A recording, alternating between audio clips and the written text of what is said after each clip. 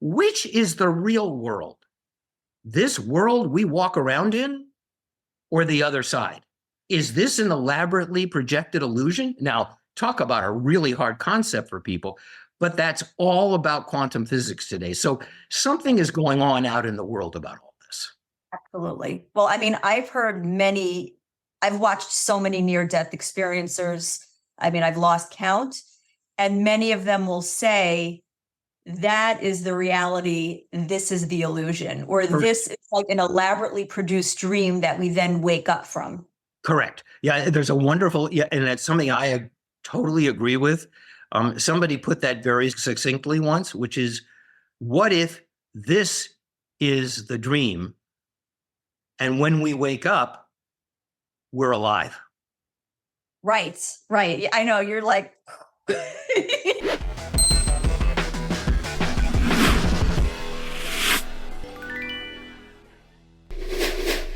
So I have to tell you, I found you. I was watching a YouTube video. It was Next Level Soul podcast. Yes. Which it was, his name is Alex, correct? Yeah, Alex Ferrari, yes. Oh my God, amazing interviewer, one of my favorite channels. And I mean, I've seen a million of his interviews, but there was something about your interview that just grabbed me. And there was something about your book that grabbed me. I have it right here. What Dreams Have Come. Oh, I'm so flattered. Thank you. Both thank you for getting the book. I immediately ordered it. What I found so interesting about your life is that you were a film producer for many years, and some of the films that you produced were, I mean, I consider them iconic films. A lot of them are kind of like cult classics, like What Dreams May Come, Somewhere in Time. And then, I don't know, did you produce or co-produce Bill and Ted's Excellent Adventure? Yes, I was one of the executive producers on that, yes. Okay, so this is so interesting to me. Every single one of those films was metaphysical in nature, quantum physics, the surviving physical death and the soul and the personality going on, time travel, which I'm obsessed with personally. And this was not in a time when this was like a hot topic, right? Like this was in the 80s and 90s, right? So what made these films resonate with you way back when, going back to the early 80s? Oh, great question. Great question. You know, I got introduced to spirituality when I was very, very young. When I was 5, my birth father died suddenly. My mother remarried. We moved into another house with my stepfather. And I guess when I was around 5 or 6, I started telling them that there was a man in my wall at night. Mm-hmm. And they were like, what? And I said, yeah, well, are you scared? No, I'm not scared. He's great. I love him. He's wonderful. He's really nice. Well, it wasn't until a long time later I realized it was the spirit of my dad who was there to comfort me. And from that point forward, I was always fascinated by movies like Lost Horizon, The Ghost and Mrs. Muir, The Portrait of Jenny, all of those movies that many people consider to be fantasy films, but I consider to be deeply spiritual films that have a resonance in truth. So I kind of always knew I was going to be involved in the film industry because my dad was a film director and producer in the 40s. My stepfather was a film producer in the 50s, and I grew up in the industry. So I always knew I was going to do it. I spent a few years being a lawyer, which was not really where I wanted to be. But finally, one day I walked into a bookstore, and the clerk who knew what I liked said, hey, you're going to love this book. And the book was called Bid Time Return by an extraordinary author named Richard Matheson, who I knew about, who'd written a lot of Twilight Zone episodes and some iconic books. And I read the book and I said, that's it. Now I got to get into the film industry. And I begged my way into a job with an extraordinary producer named Ray Stark. And the first call was to Richard Matheson. And 3 years later, that became Somewhere in Time. And while we were prepping Somewhere in Time, Richard gave me the galleys for his new book, What Dreams May Come. And I remember saying to Richard at the time, same book author. And Richard wrote the screenplay for Somewhere in Time, and then wrote one of the drafts for What Dreams May Come, and then a wonderful Academy Award-winning writer named Ron Bass wrote the shooting script for What Dreams May Come. But I remember with Richard, it took 3 years to get Somewhere in Time made. And when he gave me the galleys for Dreams, I said, well, I promise you it won't take 3 years this time. And it didn't. It took almost 20. And because that movie was really, really hard to tell people about. No one could envision it. I mean, there's a lot of stories about What Dreams May Come. But, not only those films and Bill and Ted, but, I also produced and directed the film version of Conversations with God, and a little movie many years ago called Indigo, about indigo children. Yeah. It is was very clear to me early on that part of my mission here during this lifetime was to bring these spiritual matters to the screen. I have never had what would be called a mainstream commercial instinct. I don't have that. I am fascinated by these matters. And even though these movies have never been mainstream and may never be mainstream, they appeal to a particular audience. Yet almost everybody I know has seen Somewhere in Time, and it's a word of mouth film. Like, oh my, have you seen this movie? It's like, I mean, people always, I think even Jennifer Aniston said it's one of her favorite movies, and she cried. She definitely did, yeah. You heard that? Yeah, no, I definitely know that. We were told that, and we're very flattered by that. Yeah. And I'll tell you a story. I mean, Somewhere in Time is an interview in and of itself, so we won't spend all that much time. But you're right. At the time that we started developing that script, and we had the key meeting with the executives at Universal who we developed it with, this was the era of Saturday Night Fever. Okay, this was not the era of films like Somewhere in Time, right. And was purposely an old-fashioned romantic 1940s melodrama. That is what we set out to make. And we had the key meeting with the executive at Universal after we had developed the script for a while. There's always a key meeting where they either tell you they're going to do it, or they tell you, well, you can take it someplace else. And the man that ran Universal at that time started the meeting by saying, well, you know what? I love you guys. And at that point, we knew we were dead. We're sunk. Before he could finish the sentence, I said to him, Ned, what if we get Christopher Reeve? Now, this was January of 1980. Superman had come out the month before, and Chris had become the biggest star in the world. And I thought the director was going to kill me for bringing that up. And I don't even know how it got out of my mouth. Mm-hmm. But of course, Ned said, Christopher Reeve? You get Christopher Reeve to be in this movie. You got a green light. Go do it. And then I started to try to backtrack, saying, well, what if we can't? What if we can't?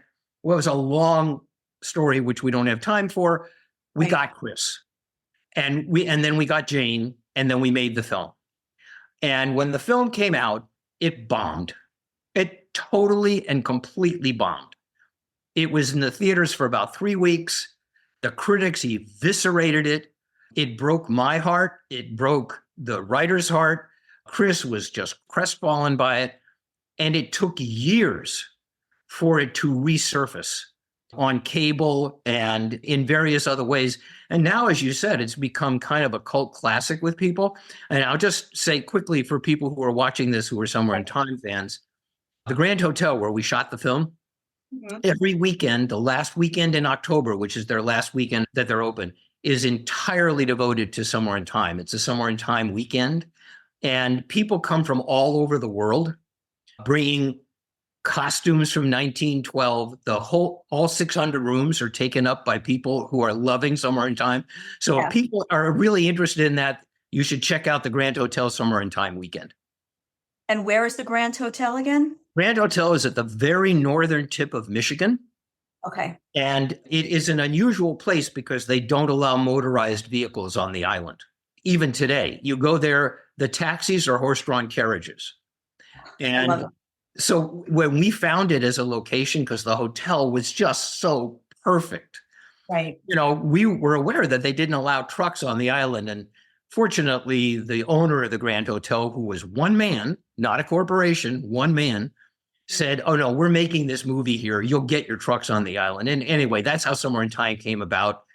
And it did bomb when it came out, but then it has found its audience. And now it's become, as you said, a cult film.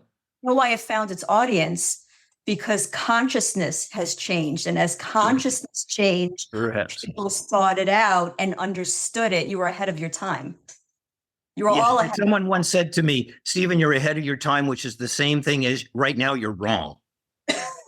It's like, okay. It's funny, but honestly, to me, I see it as just the opposite. And in fact, I'm curious to know before we move on, what Christopher Reeve and Jane Seymour, I have to imagine there were conversations on set about the concept of time travel and metaphysics and quantum physics. And I mean, what was there? Did they think, oh, we're just making a sci-fi romance here? Or did they think, oh, who knows? Maybe there's something to this. You know what? And Jane will forgive me for this because she has talked about it publicly. Not quite sure how much talking Chris and Jane did during that show. Oh, they fell in love. I know. Oh boy, did they ever fall in love? Did they ever fall in love? It was extraordinary. And it actually, you can feel it on the screen when you watch the movie. You know that these are two people who are actually deeply in love with each other. And they were. And I'm not really sure of the conversations that Jane and Chris had about that. I actually don't know. Right. And What Dreams May Come, I heard you say that Robin Williams was the reason it got greenlit. Yes. And for people who don't know, it's about a man who, and this was made in the 90s when this was still not mainstream, but this is about a man who dies in an accident and he survives his physical bodily death. And he's now on the other side in a heavenly realm. And then his grief-stricken wife takes her life and she goes to a lower, I guess what you'd call now like a lower astral plane of existence. And he has to try to rescue her and reunite with her. Why did he get the film greenlit? What was it that spoke to him about? It wasn't like, oh, this is going to be a real boon in my career. Like, what was it that made him want to get the film greenlit? Boy, I'll tell you, God, Allison, that is a wonderful, wonderful, wonderful question. Because for so many years, and I mean, before we actually got this done, I had probably submitted this to 60, 70 different directors. And a bunch of them really well-known, renowned directors said to me, "Stephen, it is a beautiful book and I have no clue how to do it. I just don't know how to put it on the screen. I hope you eventually find somebody." Again, another long story. But we did finally find this wonderful director from New Zealand named Vincent Ward, who came up with the whole concept of the wet paint. Right. And that Robin would be, at that point, we didn't have Robin, but the main character would be the only human movement in this whole world of wet paint. And in the book, Annie was not a painter. She didn't work at a museum. She was actually a caterer. So Vincent came up with the visual for how we would do this. And I will never forget him telling me that. And I said, "That is phenomenal, Vincent. Can we do that?" And he said, "Of course." And I said, "Do you know how?" He said, "Heck no, but we'll figure it out." It's like an actor, right? Can you ride a horse? No. Yeah, I can ride a horse, even though he's never been on one. So Vincent was a key to this because he had a development deal with a production company called Interscope, run by a terrific man named Ted Field. And Ted was very fascinated by the whole, he'd always loved the book of dreams. So when Vincent said to him, "Hey, I'd like to do this movie," he brought me in and he said, because he was financed by Polygram at this time, and he said, "Look, I've talked to Polygram. If we can either get Tom Hanks or Robin Williams, they'll make the movie. And you're going to get the money you need to do the effects right," which turned out to be about $90 million. So we got Robin, another wonderful story. And then everything spread out from on that. And we started shooting.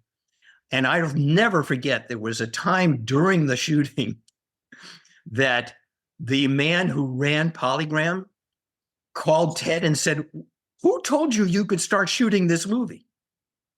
And Ted was, "You did, Michael, and so did your company." And the guy said, "No, we did not. We never greenlit this movie." And now we're several weeks into shooting the movie. So when you say, how did we finally get that movie made? Yeah.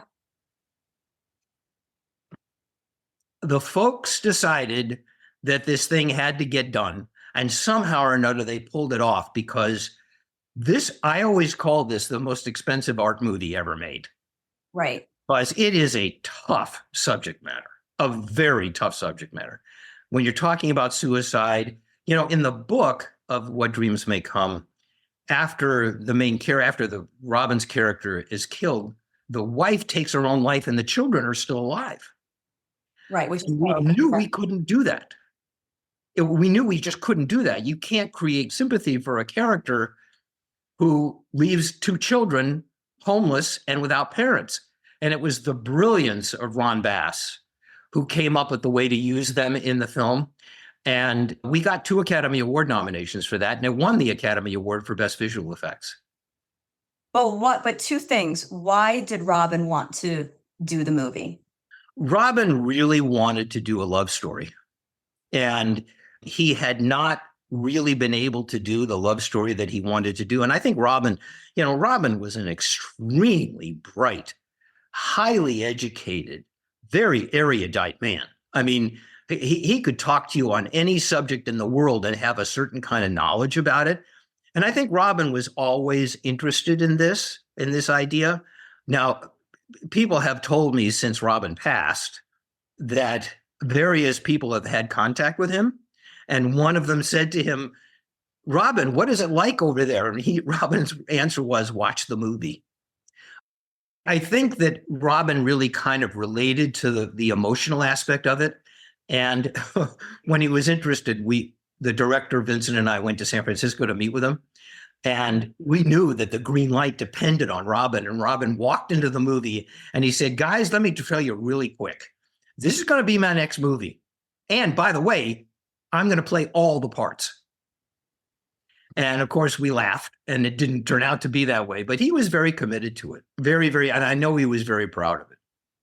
What's interesting is the idea of the paint and the character moving through the paint is that in studying the other side or the spirit realm, whatever people feel comfortable calling it, it's the concept of it's your consciousness that creates your environment, right? Yes. It's your consciousness that creates your environment. So the idea of the paint was very interesting because it demonstrates that visually, that it's not solid, right? Even though nothing here is solid either, if you get right down to it, but it's not solid. The paint gives that fluidity, which is a visual that shows that over there, our consciousness instantly creates our atmosphere and our environment. Yes. So to turn the old saying, "I'll believe it when I see it," right, around, it's really, I'll see it when I believe it. Right. Right. And that is the whole concept of, and I don't know how you can call this spiritual, because it's spiritual. It's not based in any particular religion. Spiritual metaphysics, it used to be called New Age, which people really didn't like within the New Age movement, but it used to be called that.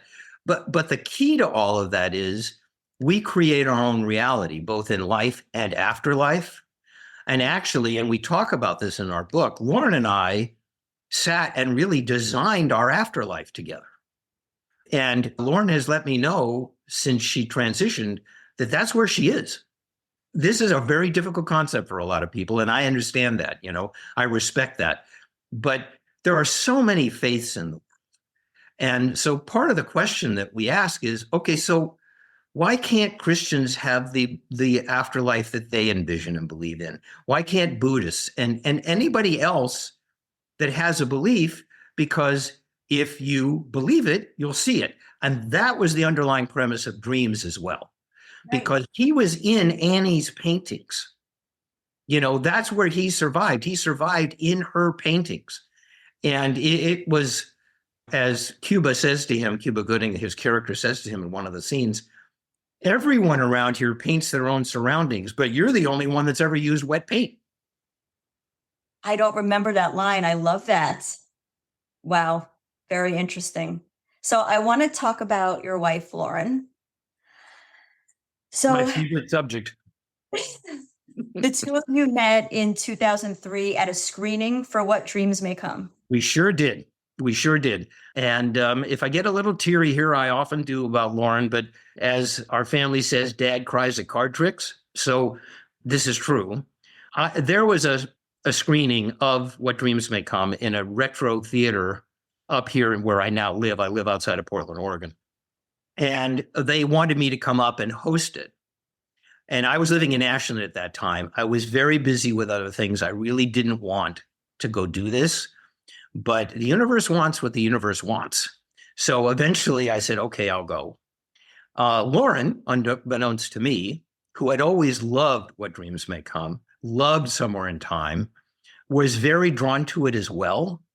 But as Lauren told me later, she actually turned around to go home twice on her way to the theater because she just said, why am I doing this? I'm doing this alone. I don't know why I'm doing this.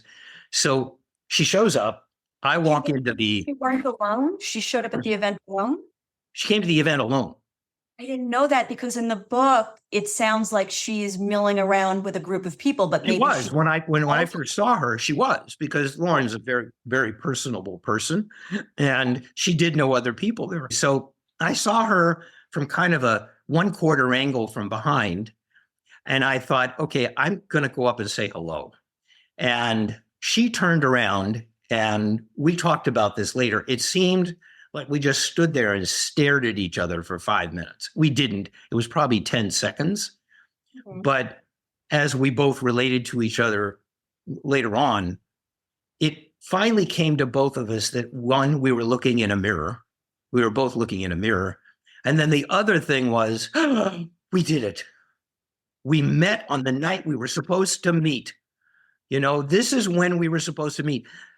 Neither one of us had ever been to the community that theater is in or anywhere near that theater. And we always laughed later on about, whoa, our higher selves, boy, they deserved a vacation in Tahiti after that to get us both to that theater. But Lauren went home that night and said to her surrogate mom, I met my guy. And I went home and I just knew, okay, that's her. And that started our relationship. And within a couple of years, we were married and we had that extraordinary time together until that terrible morning of January 3rd of 2018 when she transitioned. Okay, so I want to back up for a minute. Maybe you can shed some light, not just for me, but for so many other people. We always hear about the idea of love at first sight, or recognizing a soulmate, or not even if we throw away the word soulmate, recognizing a kindred spirit, whatever the proper terminology is. But then, and I struggle with this, is that people will always say things like, well, slow it down. You don't really know the person. Take your time. You're moving too fast. So what's your take on that? Well, my take on that is anybody that says that has never experienced it. Okay. Okay. Because for us, it was really like in that moment, we realized how many, many, many lifetimes we had had together before this. In that moment, you realized. In that moment, we both knew. I mean, wow. I was like, I know her. I've been with her. And she had the same feeling. It's like, there he is. I know him. And because Lauren is an extraordinary intuitive, people used to come to her for guidance in that all the time. We talked a lot about that. And I think with some people, I really don't want to generalize this to everybody because everybody has their own individual experiences. And I want to honor all those. But with me and with Lauren, we had known each other for a couple of millennia. I mean, literally millennia. We had been through so many, not every lifetime, but so many lifetimes together. And I know this gets very esoteric to people, and I get that. I get that. And the reason that we actually wrote our book and got it out into the world is to say to people who have had these experiences, who are having them, who have had these incredible meetings with spouses and mates that they knew they had known before and are now having them with, but through the veil to people on the other side, to tell people you're not alone and you're not crazy. Right. So for us, it was really like a reunion of souls. Okay. Now, and trusting your heart. did she struggle to let her guard down, or was it just instant trust? I hesitate to talk for Lauren, but I've just heard her say instant trust. Okay. Instant trust. You know, look, before that, we both had 2 failed marriages, both of us. So we were both really gun shy. And we had both been single parents raising kids on our own for quite some time. Right. So when we actually got involved in it, did some of the resistance come up? Did we have some challenges? You bet we did. We sure did. But from the get-go, it was like, okay, we know this is something really, really important. And I don't remember who said I love you first, but I assure you I invited Lauren to come down to Ashland. You know, we made contact after it. I found out who she was from somebody that knew her. I got her phone number and I called her. I invited her to come down. From the minute she checked into her hotel, and she was there for like a weekend, during that weekend, we both acknowledged how deeply in love we were. Wow. So it was very, very, very fast. Okay. Now, you got together, it was 2003. Lauren passed January 3rd, 2018. Correct. And the way that you describe her passing in the book, I hesitate to say this, it's a strange thing to say, but I think it's what everybody hopes for. Yes. That peacefully transition, that she just peacefully transitioned in her sleep. It was unexpected. Yes. And then, of course, you were in an ocean of grief. Oh, boy. Crystal grief that hits you like a tidal wave. Yeah. Oh, boy. So tell me, I know it was months later when she was able to finally communicate with you. Explain how you knew in the midst of all of that emotion that it was Lauren and not your own thoughts, your own feelings, and all of that. What was the distinction there? Can I just say how much I love these questions? Are you serious? Oh my goodness, because I get to talk about Lauren and stuff. Thank you so much. So it was 6 weeks after she transitioned, almost 6 weeks. She transitioned on January 3rd, February 9th. And we had always talked about being in touch with each other once someone passed, but I was 17 years older than Lauren. Mm-hmm. And we both thought that it was going to eventually would be me transitioning first. Turned out to be Lauren. But we always said we would make contact and we would know. Mm-hmm. And those 6 weeks, I remember very little of all. I just cried most of the time. And I just remember being horribly bereft. However, during that 6 weeks, there was a moment in which I called my dear friend, Neil Donald Walsh, who wrote the Conversations with God books, and Neil and I had become very dear friends. And I said to him, I was crying so hard I couldn't speak. Yeah. And he patiently waited me out. And he finally said, I finally said to him, Neil, I am out of my mind with grief. To which he patiently and calmly said, good. Yeah. Because right now you need to be in your heart, Stephen, not in your mind. And it reminded me of a great line from a movie that we actually quoted in our book, which is that the heart is a mysterious organ. It plays by its own rules. Yeah. And that the language of the heart is very different. And at that time, I got the really true, there was a powerful message in it, which is trust your heart, Stephen. Don't trust this. Trust this. So I was on that February 9th of 2018, I was watching a television series. And the episode was over. I never watch the end credits of any television series. And a lot of it is because I don't like to see previews of the next week. If I want to see it, I want to see it. I don't want to know what's coming, right? So I was about to turn it off, and I felt in my heart Lauren very clearly saying, honey, watch the end credits. And I was like, really? And did I 100% trust it at that point? No, Right. I did not.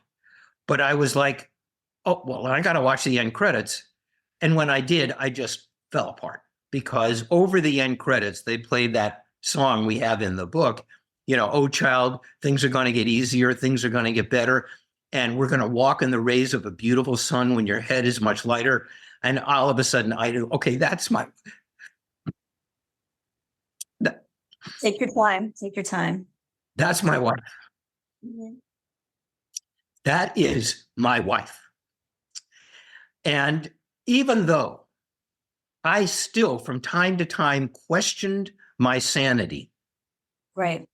and I did, I was wondering, hey, look, am I just making this up to comfort myself, which is what a lot of people think people like us who communicate through the veil are doing? Mhm. You know, is this real? Have I completely lost touch with what we call reality, which we know isn't really reality, but what we call reality? But the communications became so clear, and there were things that Lauren said to me that I just knew it was her. So I started writing these things down, basically as a diary for me, because I was in such a mess at that time that I just wanted to make sure I remembered everything. So I started compiling these yellow pads full of notes about the things that Lauren said to me. And a lot of those things are in our book. Now, I edited a number of different things because it would have been a 400-page book, Right. but I never edited anything I Lauren would love said. to have, which I would have loved to have read. You should have kept it that way. Well, Sorry, go ahead. I can tell you, you couldn't read my handwriting from my notes, you know. I should have been what my mother wanted me to be, a good Jewish doctor, because I can't, my notes are illegible. Anyway, so we had those, I had those put together. And then I had, and I don't want to waste your time with this because people could read about it in the book. I had that extraordinary dinner with Neil and his wife when I went to Ashland, and we got a lot of confirmation that that needed to be a book and it needed to be something that Lauren and I wrote together. And we set out and did that, and we wrote our book, and that became What Dreams Have Come, which Neil came up with the title for. As a play on the movie, What Dreams May Come. I'm sorry. Yes. Yes. On the title of the movie. Okay. Yeah. Which is part of Neil's great genius, you know, to come up with that title. And then we wrote the book and we got it out into the world. And it is my joy at this time in my life to be able to communicate with people via our book and via email, the experiences that hundreds and hundreds of people have already shared with us, of them communicating through the veil, the relationships that people have. And I'm going to say here with you what I have said in other interviews. If you go to our website, whatdreamshavecome.com, just make sure it's not maycome.com, whatdreamshavecome.com, it tells you how you can find the book, which is available exclusively on Amazon because we self-published it. But my email address is there as well. And I welcome people to email me with their experiences. And I promise you, and I have never broken this promise, I promise you I will read it and I will respond to you. This is the focus of my life right now. I just want to say to people that do that, because I'd love to hear your experiences. You know, Lauren and I are both here to support you. One, depending on where we are at that point, it may take me up to a week to get back to you, because I have had podcasts such as yours, after I do them, I get an enormous flood of emails. So it may take me up to a week to respond. And I also want to say to people, because I have a lot of experience with this as well, I am no longer in the film industry. I am not producing movies anymore. I left that quite some time ago. And I know people have ideas for scripts and things like that. I can't help you. It has been a long time. I left LA over 20 years ago. I don't really have any contacts in the business anymore. So that I cannot help you with. But if you want to share your experiences, I promise you that no one else has access to those emails, and I will never reveal them to anyone.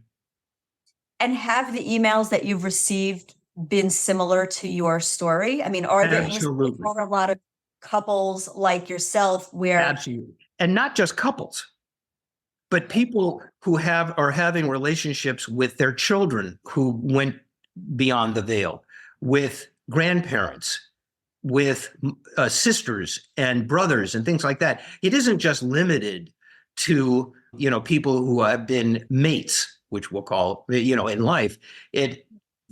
Whatever's going on out there right now, that veil between life and life after life has definitely thinned. Let's just put it that way. And we are certainly not unique in that. There are so many people who are doing this. Allison, I have hundreds of emails from people who are experiencing the same thing, who also are told that they're crazy. As one person said to me, I've been told I'm several tacos short of a combination plate, which I thought was really great. And we're here to tell you, no, you're not. No, you're not. I'll tell you what is interesting to me is that I have consulted with mediums a time or two, some that have been incredibly spot on. I mean, scary, spot on. I would like to think that I communicate with my loved ones who are in spirit. I've never gotten, I guess, what I would consider to be communication back. And I just assumed, well, I guess that ability, that muscle or whatever it is not developed in me. I think what might be hard for people to comprehend is not the communication, but the direct communication, because everybody's just gotten used to the concept of mediums, right? Like you have Long Island medium, you have John Edward, James Von Prague, you have, there's a young man named Matt Frazier I interviewed a while back. He's a pretty renowned medium. And people have accepted that paradigm that there are special people who can put you in contact with your loved ones who have crossed over, but us regular people can't do that. So, well, I will tell you two people who I'm very close to who would argue with that point. Okay. One is Lauren did that work when she was physical. Okay. And Lauren said to me, honey, everybody can do this. Everybody can do this. It's just, you just have to tap into it. Now, we all have the innate ability to do it, but I'll go one farther than even that because it'll be relatable for people. Do you know who Allison Dubois is? Yes. Okay. So Allison, for those of you who may not, had a television series based on her life that was many, many years ago with Patricia Arquette, based on her life as a medium. And the TV series was called Medium. Allison, I think today still is one of the best known and best respected mediums in the world. And Allison was the very, very first person after our book came out who interviewed me for her podcast. And we also then had a conversation and she'd become a dear friend. And Allison said to me, hey, Stephen, the work I do is connecting people, but there is no way I would ever, ever, ever even suggest that I help connect you with Lauren because you have a very clear channel, a very, very clear channel. It's very direct. It's the two of you. And she also said, and I would also suggest that you not let anybody else try to do that because you don't need it. And we're not unique. We are not special people, Lauren and I. We're not. We're just two people who are twin flames who found each other in this lifetime and shared some magical years together. We are going to be reunited when I do cross over, and we will be on the other side together. like you and millions of other people in the world.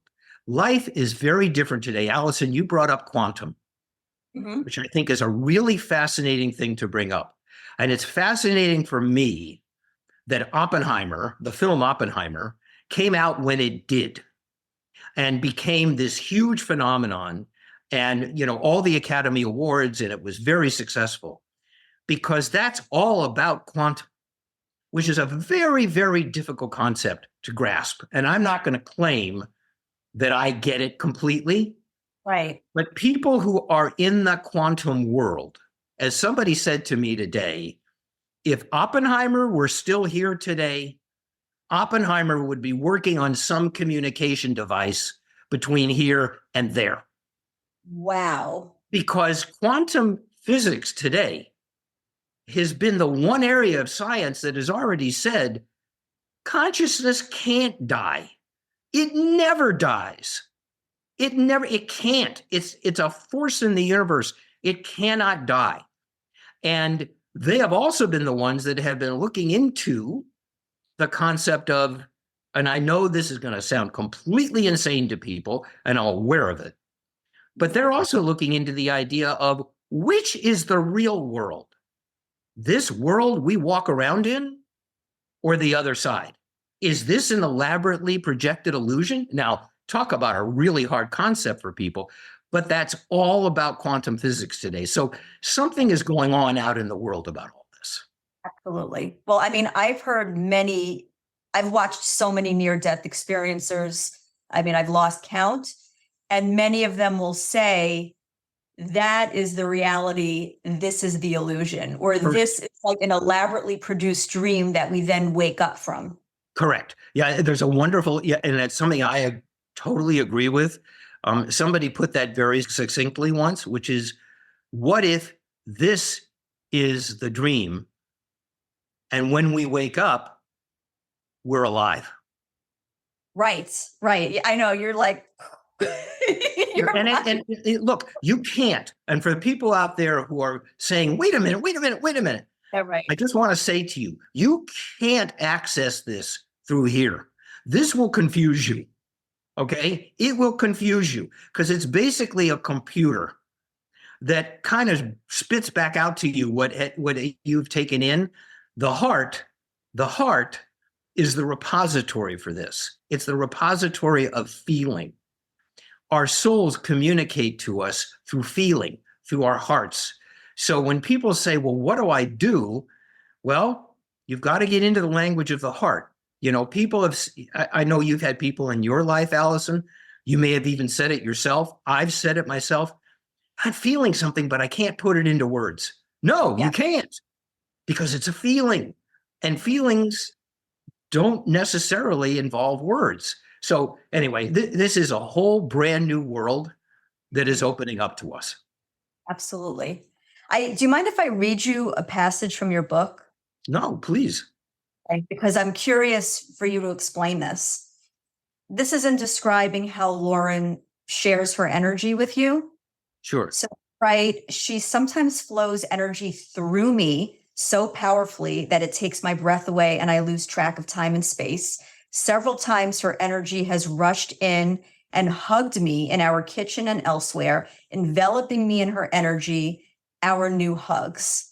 So explain, if you could, what does that feel like? How do you know when her energy is moving around you, through you? What does that feel like for you? Oh my gosh, again, another great question. When Lauren first started coming through to me, Lauren said to me, honey, you need to know that in some way or another, I'm going to be around every single day until we're reunioned. My day, not her day. Right. My day. And sometimes I'm going to want you to know I'm there, and sometimes I'm just going to kind of take a peek and see how you're doing. When she wants me to know that she's here, there is a very, very, very specific tell. There's actually two of them. Now, I've never spoken about that. That's private between the two of us. And I'm not going to reveal what the tell is. But people who have these communications have these kind of tells that they know when it's their loved one. They know very specifically because there's a different feeling. The best way I can describe it is that there's a different component to the air. And there's another sign with Lauren, with me. But at times it just overwhelms me. If I'm having some kind of a thing, I still miss the physicalness of us being together. And I'm not talking about sex, okay? Sex is wonderful, but I'm not talking about that. I'm talking about holding her hand as we walk down the street. We spent 24/7 together. Lauren had her office at home. I had my office at home. We were never, ever really, truly, very rarely ever apart. I know her presence. And there are times that she has just rushed in to comfort me. And then I talked about it in the book. There was one time when she came in and I got a glimpse of her physicality on the other side, and it took my breath away. And she kind of took me on a very, very brief journey with her. Again, people who are having these experiences know what I'm talking about. It's a feeling that you literally can't describe. It's one of those things that you can't describe, but I always know that it's her. When she took you on this journey, were you asleep? Were you awake? Oh, no. This never happens in my dreams. So you're awake in consciousness. And when you say you saw her, explain that. Explain what you saw. I got a glimpse. Okay. I got a glimpse, and it was a brief glimpse. In your mind's eye or in front of you? No, I got a visual. Okay. I got a visual of her on the other side. And it may have been a quick bleed through. It may have been her intention. There are certain things that Lauren can do with me, and there are certain things she can't. I mean, there are rules of the game, so to speak. Our human brains are going to have a really hard time conceiving what the other side of the veil is like. Very difficult time. And there are certain things that she can explain to me. And there are certain things, and she'll say, honey, we can't get into that right now, but when you're here, you'll know.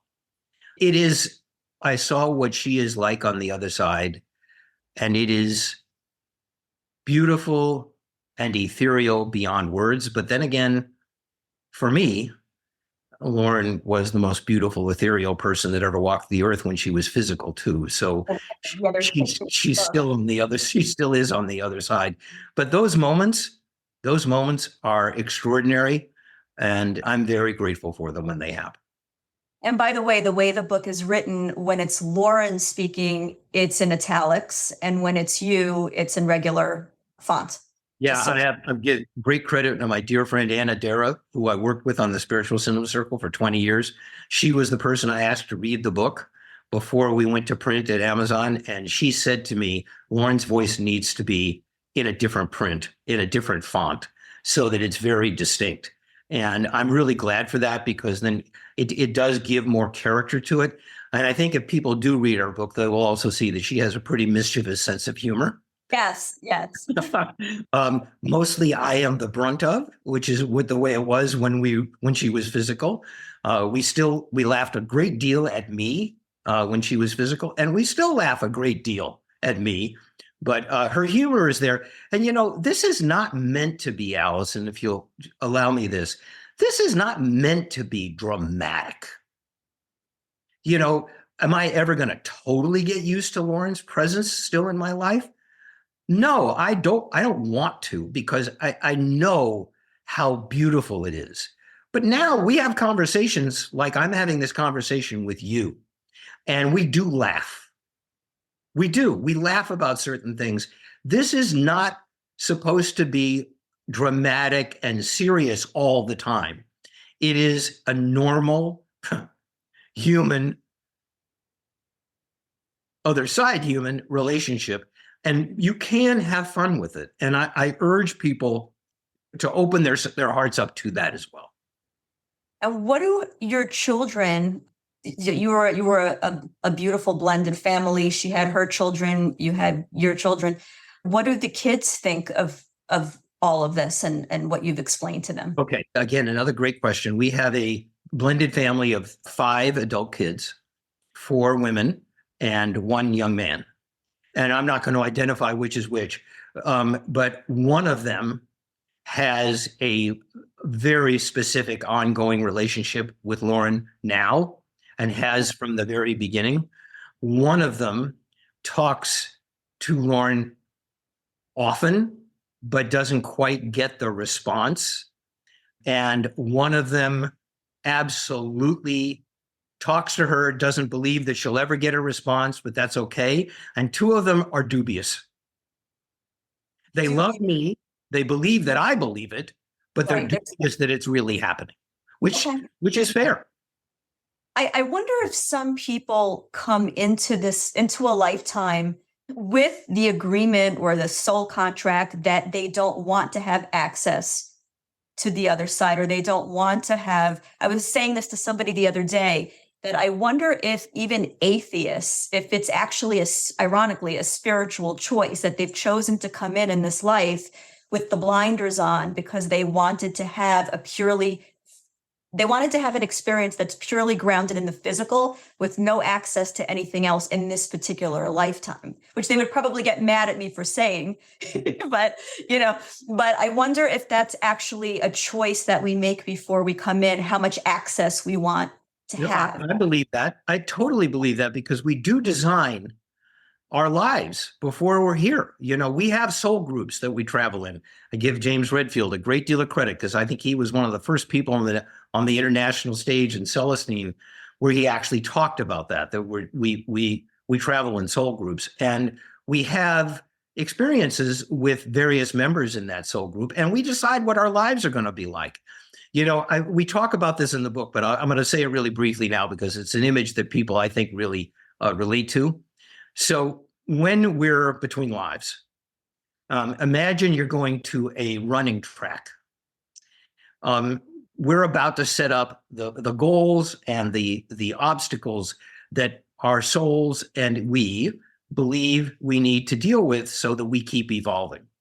So let's just say you're going around the track and you set up the hurdles, and it's up to you to set them up high or low, how close they are together, et cetera, et cetera, et cetera. Then you're born and you forget all about that track and you start living your life. And as you're going around the track, you often get very irritated, whoever set up the hurdles so high and so close together, forgetting that it's us. Right. So I absolutely believe there are people who come to this earth and to this life and have what you just said. Maybe they are going to be atheists in this life for whatever reason it is. And I hope that atheists don't get very irritated at all of us, because I honor their beliefs as well. It can be anything, and I wouldn't be at all surprised if that is actually happening. Right. So this has been an amazing conversation, by the way. I want to thank you. Oh, we're done? Well, we're almost done. I actually wanted to bring something up to you. I don't know if you've heard of this book, but there's a book called The Afterlife of Billy Fingers. Have you heard of this book? I've heard of it, but I have not read it. Okay. My mom actually went to high school with the woman who wrote it, and she writes about her brother. Her brother, in this lifetime, he was a hopeless drug addict, couldn't get his life together. He was destitute. He was a drifter. It caused the family immense amounts of grief. And then I think he dies he's hit by a car. He's frantically running across a thoroughfare and he's hit by a car. But the long and short of it is that it almost immediately begins communicating with her and making his presence extremely obvious in many, many ways. And she has a very similar experience. I mean, it's a sibling experience, but he is communicating with her in a very, I don't want to say over the top, but he makes his presence extremely known. And they have quite the dynamic dialogue going on. And then he actually prompts her to write the book. Ah, Yeah, he actually gets her to sit down and write the book. And he goes through a series of, she was kind of, she was very skeptical and he had to really jump through some hoops to get her to understand and believe what was going on. And then she finally sat down and wrote the book. So, I've heard this from a number of different people that they have been urged from somebody close to them on the other side to write a book. And I will say to people, I urge you to do the same. I want to say to you, if you do, I really, really highly recommend self-publishing it at Amazon. And I don't get anything for that. I'm not a paid spokesman for Amazon. But I can tell you the fact that they have made self-publishing so available, there's no publishing company in the world that was going to publish our book. right. Just not a chance. No one would have published our book. And because our last name isn't Kardashian, we're not famous athletes or actors or actresses or politicians. And Amazon gives you a great opportunity to expose your book out into the world. And I would urge people who have that book within them to actually do that and get it out to the world that way, because the more information that is out there about this, the better it's going to be for other generations after us, where this will not be looked as something that is so completely unusual and everything else. And lastly, seeing that we're coming to the end, I do want to say to everybody, I know that some of what we've talked about here is going to be so foreign to you. And I know that some people who have very deeply held religious beliefs are going to find this very confrontational. And I want to say, I really regret that.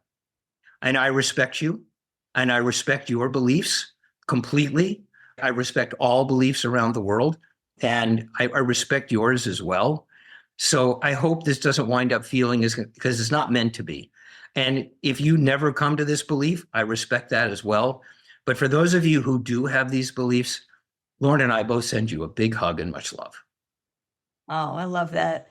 It's funny. I have so many questions. I have certain questions I ask every guest, but you did my job for me, because one of the questions I ask people is, what do you think you came into this life to learn? And what do you think you came here to teach? But you've covered it in spades, right? No, there's no question. There is no question in my mind.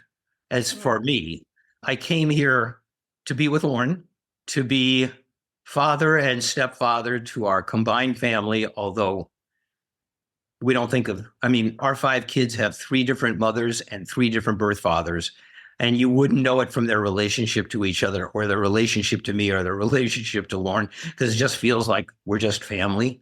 And to be a filmmaker, but not to be a mainstream commercial filmmaker, to be a filmmaker who could actually put some of these things on screen for the people who believe in them or want to believe in them to see and to feel. And I feel now that I'm no longer producing, I'm going to be 78 this summer. So physically, I'm not up to that and emotionally up to that anymore anyway.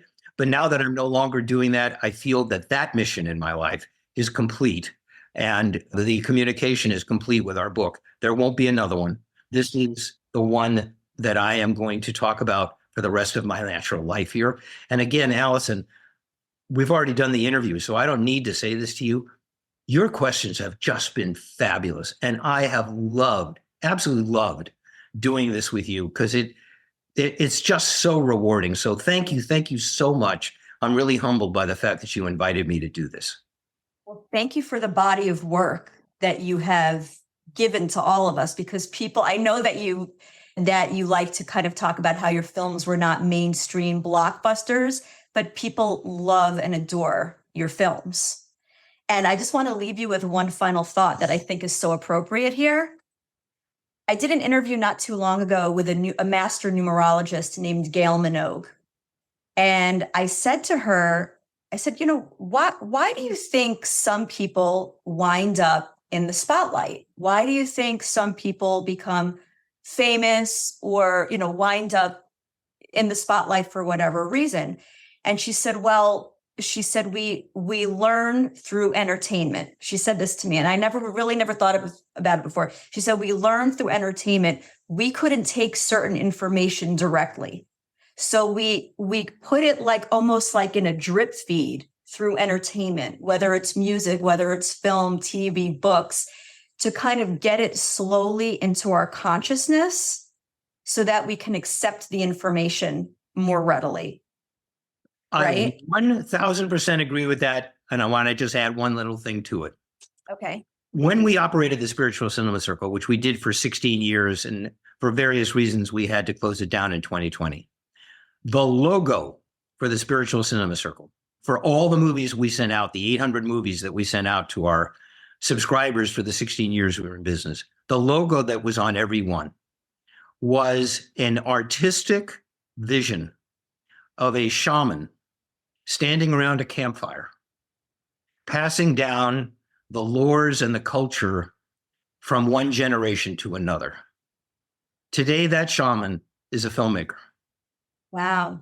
And the light from the campfire is the light on a screen, because that is the way we can take information in a way that it is not confrontational for us. And I am just thrilled that you actually brought that up, because I completely agree. Yeah, it's fascinating stuff, because I never thought of that until she said it. And then it all made sense. Yeah. For sure. There's magic all around. All around. I want to thank you, sir. This was one of my favorite interviews. I absolutely. Oh, mine too. I am just so sorry that it's over. I could go on for hours. Oh. Maybe one day we'll do it again. Yeah, absolutely. Thank All you right, so much, Allison. I appreciate it you. tremendously. You can listen to this entire episode and other interviews of mine by going to Apple Podcasts or Spotify and downloading and subscribing to the Allison Interviews podcast.